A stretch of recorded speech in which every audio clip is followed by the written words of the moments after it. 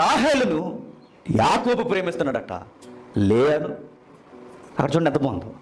యాకోబుని రాహేలు ప్రేమిస్తే లేయాను దేవుడు ప్రేమిస్తున్నాడు. నేను మరలా ఒక పిలుపునిస్తున్నాను. ఎవరైతే ఒక గృహిణిగా ఉండి ఒక మదర్గా ఎవరైతే వ్యవహరిస్తున్నారో ఫ్యామిలీలో, ఎవరైతే కుటుంబంలో తల్లిగా ఒక ఇంటి కోడలుగా వ్యవహరిస్తున్నప్పుడు భర్త చేత కానీ అత్త చేత కానీ అత్తింటి కుటుంబంలో ఎవరి చేత కానీ ద్వేషింపబడుతున్న వారు ఎవరైనా ఉంటే లేయా మనకు చెప్తుంది, don't fear my dear sisters అని చెప్తారు.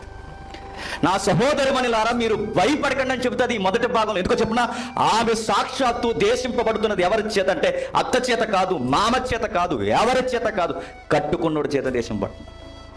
అత్త బాధ పెట్టినా కొంతవరకే, మామ బాధ పెట్టినా కొంతవరకే, తోబుట్టువులు భర్త తోబుట్టువులు బాధ పెట్టినా కొంతవరకే. ఇక ఎవరిని చూసుకుని అయితే వస్తారో, ఎవరిని బట్టి అయితే వస్తారో ఆడే దేశిస్తే ఆ బాధ ఎవరికి చెప్పుకో.